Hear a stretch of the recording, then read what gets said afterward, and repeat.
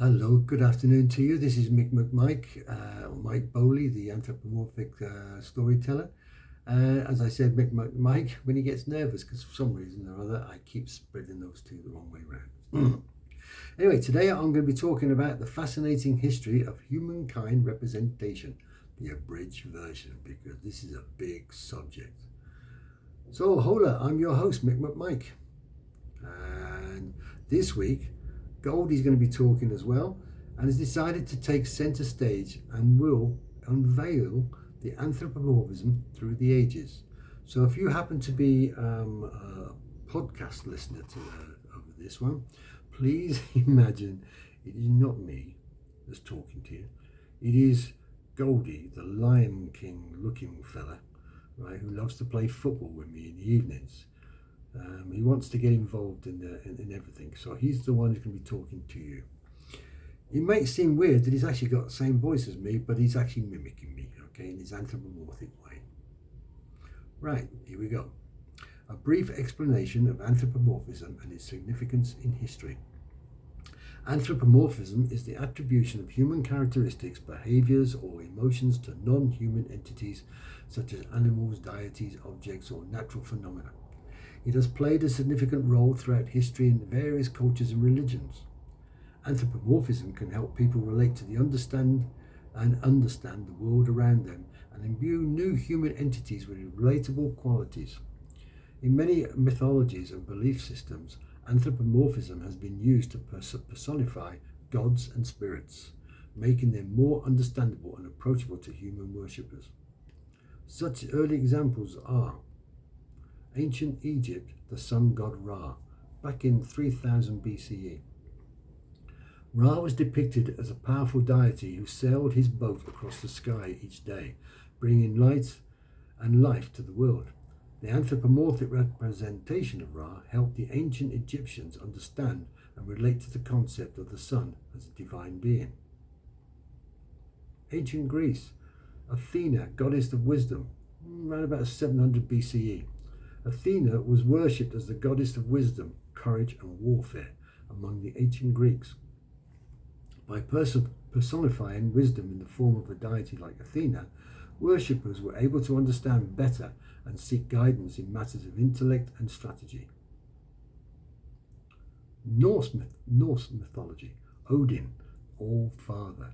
He was around from the 8th to the 11th century CE. Odin was revered as the chief god in Norse mythology, known for his wisdom, knowledge, and leadership.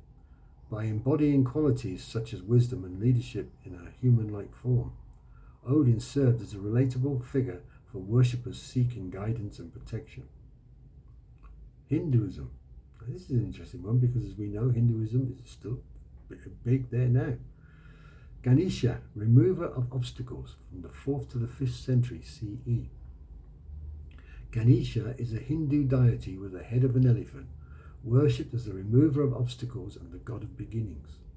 The anthropomorphic depiction of Ganesha allowed worshippers to approach him with their struggles and seek his help in overcoming challenges. Native American spirituality. Coyote, trickster spirit is even known as. Coyote is a prominent figure in Native American mythologies. He is often portrayed as a mischievous trickster who challenges society norms and teaches valuable lessons through his antics. By personifying the concept of trickery and unpredictability in the form of coyote, Native American worshippers were able to engage with complex ideas in a more approachable and relatable manner. Additionally, anthropomorphism is a common literary device in literature, art, and popular culture. Its purpose was and is to evoke empathy and engage audiences. For example, back in ancient origins, Egyptian gods and goddesses depicted their deities with human bodies and animal heads, such as the god Anubis with a jackal head or the goddess Bastet with a lioness head. In Greek mythology, gods and goddesses were often portrayed with human-like characteristics and personalities, shaping the stories and beliefs of the ancient Greeks. For example, I talked about Athena. The goddess of wisdom was usually depicted with an owl to symbolize her wisdom and knowledge. It's amazing, we still think of owls as the wise owl, And yet there they were, gone right the way back to the Greek times. And they at the same time believed owls were very wise. Ancient Greek art and sculpture frequently featured human figures that embodied ideals of beauty and perfection. These figures reflect the human form in a way that often blended with mythical elements. Structures like the famous statue of Zeus at Olympia conveyed a sense of power and divinity. Ancient Egyptians used hieroglyphics. That's a word I could never say once. Now I say that without a problem. Hieroglyphics. See, I'm proud of it. As a form of writing in which certain animals represented with specific concepts or qualities. For example, the falcon symbolized the god Horus.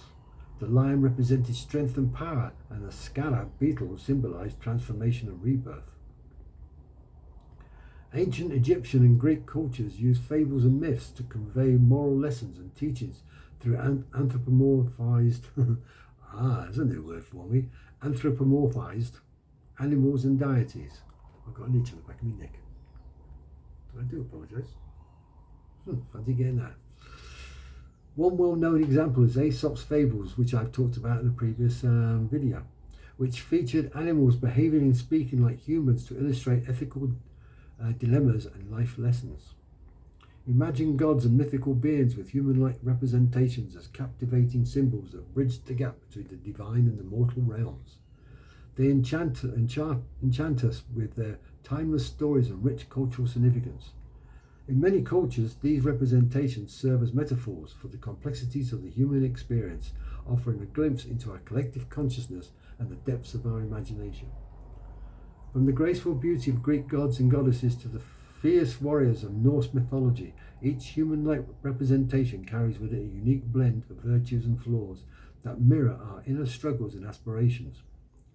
These divine figures comfort us by reminding us that even gods and mythical beings face challenges and dilemmas just like we do, reminding us that we are never alone in our journey through life. In a world filled with uncertainty and chaos, the presence of these human-like representations of gods and mythical beings offers us a sense of connection to something greater than ourselves, a reminder that there is magic and wonder in the world if we only open our hearts and minds to it. So let us take a moment to smile and relax in the embrace of these timeless symbols, knowing that the stories they tell will continue to inspire and uplift us for generations to come. 1 second. Now, I bet you did not anticipate MickMacMike to be so serious. But remember, even scholars of ancient cultures, mythologies and worshippers have a sense of humour the same size as their funny bones, alongside their serious and inquisitive minds. And my funny bone, as I keep saying to everybody, is as big or as large or as tall as a telegraph pole. The difference is the telegraph pole is either here or it's there to decide whether it's tall or large. MickMacMike is inviting archaeologists. MickMacMike is inviting archaeologists specialising in ancient civilizations, historians of ancient history, classical studies professors, maybe Egyptologists studying ancient Egyptian culture, Assyriologists studying ancient Mesopotamian civilizations, or philologists specialising in ancient languages. Or how about a museum curator of ancient artifacts to visit their funny bones and send in their best effort of an anthropomorphic funny story from ancient times? A call to action for you guys. Oh no, it's not for you, it's for everybody. For those not mentioned above, your homework for this week is to present to MickMacMike a funny and anthropomorphic story outlining any of the following. Famous anthropomorphic episodes, fables and stories from Egyptian and Greek cultures still resonate today. One prominent example is the ancient Egyptian myth of the contest of Horus and Set, which features gods depicted with human bodies and animal heads engaged in a competition that symbolises the internal struggle between order and chaos. So, go and stretch your anthropomorphic imagination. See what you can come up with. Create a funny story between those two guys.